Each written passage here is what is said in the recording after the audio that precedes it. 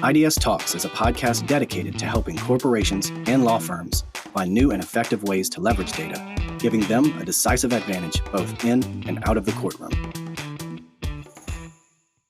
Hello, and welcome to another edition of iDS Talks. My name is Jonathan Sachs, Chief Revenue Officer at iDS, and I'm joined today by Dan Regard, Founder and CEO of iDS, and Hunter McMahon, iDS's Chief Operating Officer. We're here today to talk about iDS's version of Career Day. How do you describe to your kids and their classmates what it is that we actually do? Dan and Hunter, welcome. Good morning. So let's jump into it. It's September. Kids have gone back to school. Hunter's, yours went back in August. Here in Jersey, it's September. Dan, yours have gone back to school. And we know what's going to happen. After they get settled back in, you're going to get the phone call or the email, and someone says, hey, why don't you come to the school? Career Day. Tell the kids what you do. So, gents, what do you say? So I think the better example of this was this past weekend. Dan and our families got together at Dan's farm, and we interviewed his little girl for a little while around the kitchen counter. Dan, you want to go through what she told us? Well, she actually had a plan. I mean, and as it went on, she became more and more dramatic. But her essential issue was you're an investigator and you investigate computers to find evidence. And I thought that was a pretty good description. It's a lot of what iDS does. Now, we could add a lot around that, but when it boils down to it, I think she did a pretty good job, which, by the way, is a huge improvement over what the other girl said when she was that age. She said, I think Papa just goes to work and colors with crayons and talks on the phone. So big progress there. So my now teenager was definitely interviewed. I think she was 4 or 5, and she said, Dad just talks on the phone a lot, which made me feel great. She's not wrong. That's a lot of what we do, collaborating with our teammates and all that kind of stuff. But the last 2 years, I've been able to do both elementary school and middle school career days. And it's interesting to figure out what each one is focused on. The elementary schools are, can you tell how much I did my homework and how well I did and what I did on the computer? And the middle schoolers are, can you catch me on the text messages and what I think I deleted and what I don't want my parents to find? So everybody's perspective or interest point is different. But at the end of the day, it's all digital evidence and helping them understand what we can. The puzzle in which we can put back together from the various pieces of evidence is a fun little hour session. First of all, I'm now scared. Sounds like my role as iDS Talks moderator may be taken over by Dan's daughter. Sounds like she's good with her interview skills. Second, that's how they described it to you. So, Hunter, I want to ask you, because I've heard this and I think it's very interesting.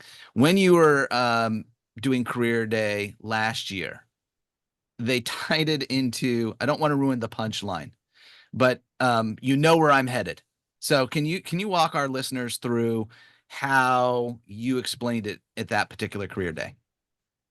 Yeah, so this was at middle school, and it was an opportunity to talk to kids that actually had a lot of devices. And so they understood they had their school computer, they had their phones, their watches, their different tablets and all that kind of stuff, including video games and all of those different, in essence, digital trails. And so when we were walking through it, I happen to know some of the students, which is fun because my daughter's in that grade. And so I picked on a couple of their friends who, of course, were in class, and they love to get picked on. Said no student in 7th grade ever. And as we were going through it, there was a set of siblings that are friends with my daughter.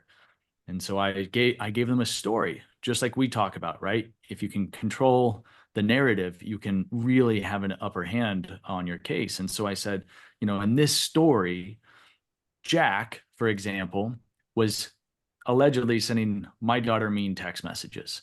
And so I went in investigation mode, dad mode. And so I started looking at her phone, and sure enough, it was coming from the phone we associated with Jack. And as we were looking through this, we were going, okay, well, these are mean, these are not nice, and nothing inappropriate necessarily, but not what you would expect from a neighbor. And so then when we start to look at it, we say, okay, hold on. But this is during the time which we knew Jack was playing a soccer game. How is that a case, right? Like, and then his sister, Jane, for example, was at home.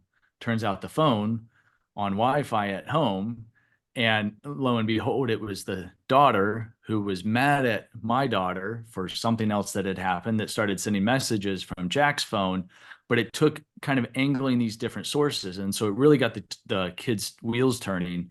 Wait a minute. So it's not one device, it's multiple devices. It's layering these kind of stories together and understand the holistic picture, not the single, shot of evidence that you have to look at. And so it got their wheels turning, and we started talking. Dan, you use an exercise in some of the courses you've taught about the car crash at the intersection that gets everybody thinking of all the potential data sources. And so we start talking about with the students, what devices do you touch throughout the day?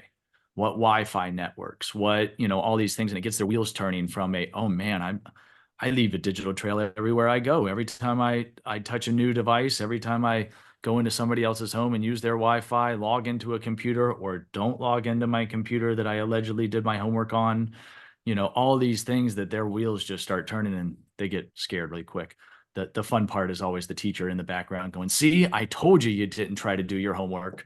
They're validated a little bit. So, Hunter, you talked about in that example, the text messages that didn't look right were possibly fake. Dan, you kind of have a rule, a 4-part test on evidence, or in this case, the text message that just didn't look right. What are the 4 pieces of that? Well, the 4 pieces is really part 2 of a 3-step process. The first step is we're encouraging attorneys who sometimes eschew or avoid digging into digital documents to really dig in to them instead of avoiding them, and trust your gut. That's my first rule. If you suspect something smells funny, something seems off, something seems too convenient or too good to be true, that's where you should spend a little bit of time and attention, dig into that a little bit further. That's step 1. Step 2 is we give a 4-part checklist to our clients. It says, if you have a situation where you have a single piece of perfect evidence, no original, and a complicated story, you need to dig into that. And there's some more concrete examples that really reflect the first step, which is, why did you have a funny feeling in your gut? So trust your gut, apply the 4-part checklist. And if you're still involved in this process, get a second opinion. That's it. Seek someone who might be skilled. We like to say call an expert, but just get a second opinion. What's going on with this piece of evidence? Why does it seem funny? Why does it check those lists? If you get to those 3 parts, we tend to find the evidence, at least by the time we get called, is oftentimes non-valid evidence. It's not a valid document. Something's been changed, whether it's inadvertent or on purpose. Many times they've been fabricated. Not always, but that's where we start. So, but to take Dan's point though, and how easy it is for the ability to fake a text message, for example, right? There's literally a faketextmessage.com that you can go to and create what looks to be a good screenshot of a text message. And so part of what I'm doing at Career Day, or even to the teachers, is question the evidence that you're seeing, to Dan's point, because, that perfect, somebody got a screenshot, they deleted the text messages, nobody has it. But remember that can circulate really quick. And what started out as fake kind of becomes the truth. And you have to be careful and diligent about that, especially with kids and devices these days. Yeah. So the issue we have is that when people fabricate information, sometimes it's the container or the actual conveyance that is fabricated. Sometimes it's the content that's fabricated. So you can have a perfect text message that has fabricated content. If I sent a text message that said, I did A, when in fact I did B, the text message is valid, but the content is not. We get called to evaluate both of those aspects, because both of those aspects can leave trails that can be tested and verified. So let's take an example that we've done before on that real quick, and it's one of the ones I actually use in Career Day, is sending a text message back and forth. And Jonathan, I could send a text message back and forth with you and then change your contact card to say Dan Regard. And then it looks like Dan and I and it's a valid exchange, but we set him up in a way that makes it look like I had an exchange with Dan when it turns out I had an exchange with Jonathan, because I don't have that underlying data. All I had was screenshots. And so even in that instance, that's the opposite, right? Fake content, if you will, or fabricated content. It was legit content, but with a fabricated recipient. And it just appears that way without that underlying data. So I'm curious how So we've seen all aspects of how that story can be impacted and modified. How do you then, again, keep in mind Career Day, middle school, elementary school, let's go with middle school, explaining this. So we're facing a time when schools are having to just outright tell students you cannot use AI on your projects, to write your essays, whatever. So two-part question. First of all, have either of you seen such policies come out from the schools? So question one, because I'm just curious. And then the follow-on would be, if the students are hearing you can't use AI, clearly it means something to them. How do you tie what their knowledge may be around AI into what each of you does here at IDS, or what IDS does as a company? So I can think tell you, oh, go ahead, Dan. I was going to say, I just think that I understand why schools are putting these policies forth, because they want students to exercise their own creativity, their own knowledge base, their own writing skills. But I also think it has the risk of throwing out the baby with the bathwater.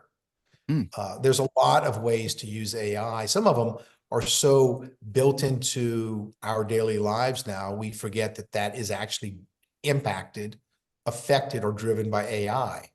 And to ask a student to do research, to compile information, and to write a term paper or a paragraph even, that journey can have 5 or 6 different AI touch points along the way, where the concern is really with the last one, not with the first 5. And by the way, that's a microcosm of the same issue we have with judges and lawyers, where they feel there's something that AI has done or is rumored to have done that is really bad, and therefore I'm going to throw away all the other 99 ways that it's really helpful. Hunter?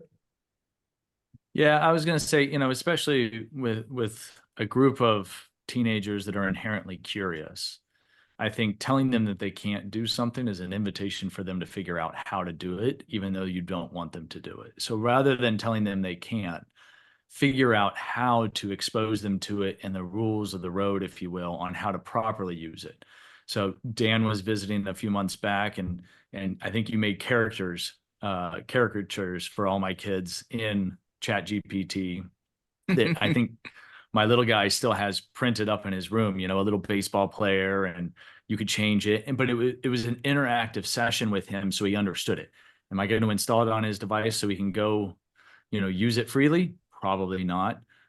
Same thing with my daughter, in the sense of, expose them to it so that they understand the use cases and the proper use cases. But you're right. The syllabus, I sat there and read all of them. They have a 1-paragraph clause that says you are not allowed to use generative AI without express permission from your teacher.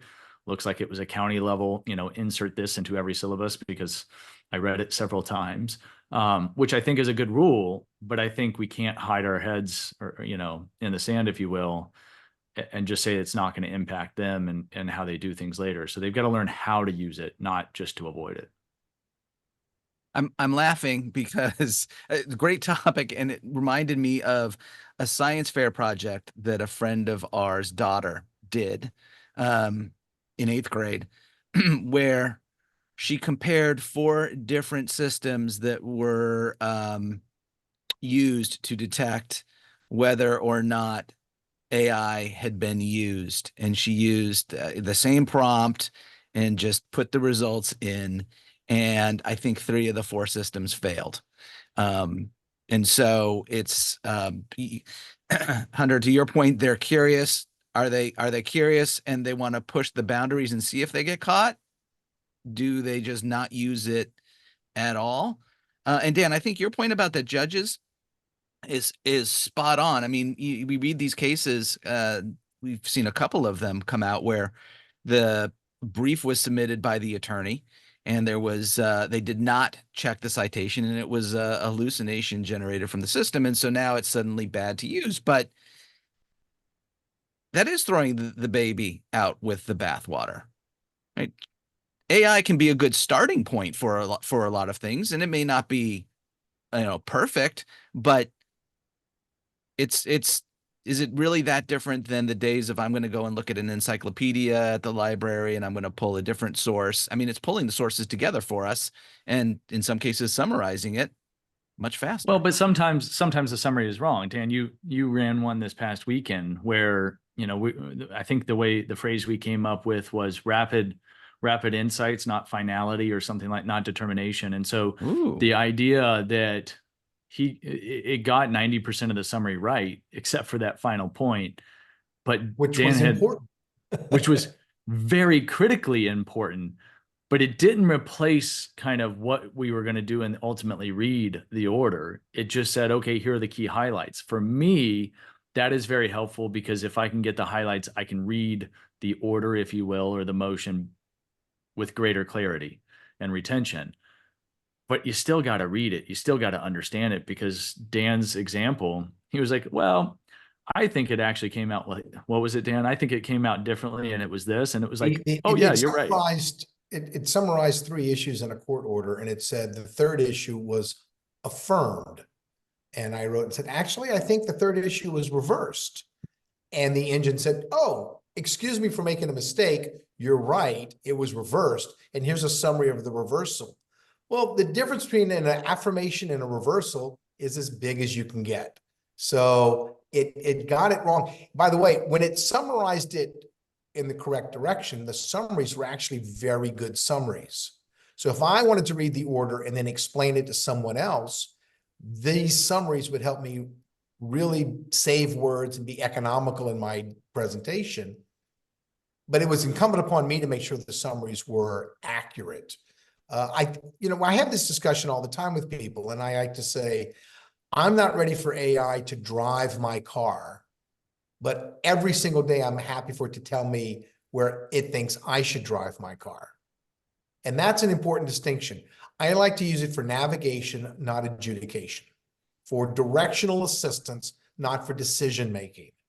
When you use AI, I don't even know if you can turn off easily the use of AI in your Microsoft Word for spell check, for grammar check.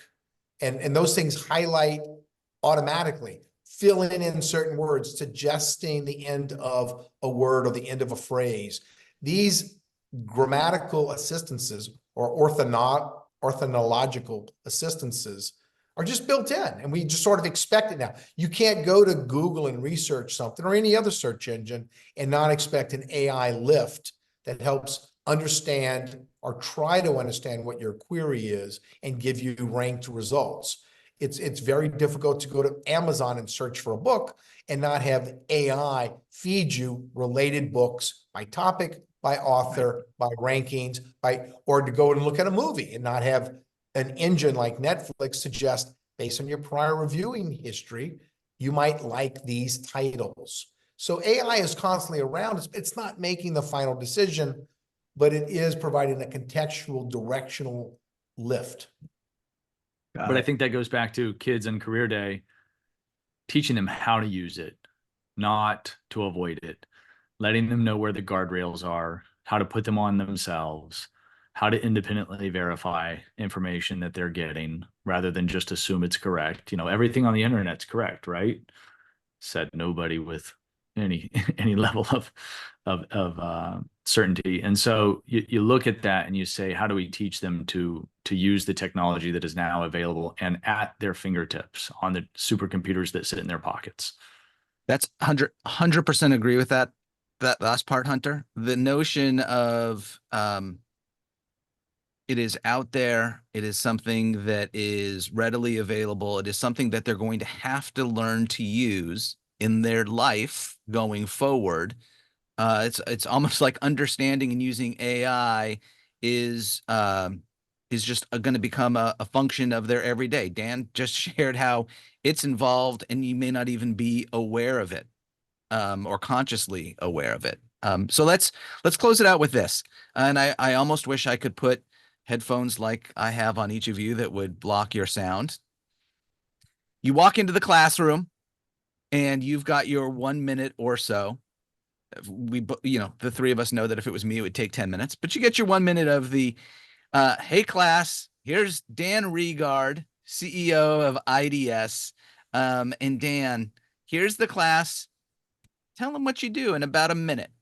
That's going to make sense to your middle schooler. And then Hunter, I'm not going to let you cheat. You can't repeat what Dan said, but we're going to let Dan go first so I can see how you're going to be different in your response.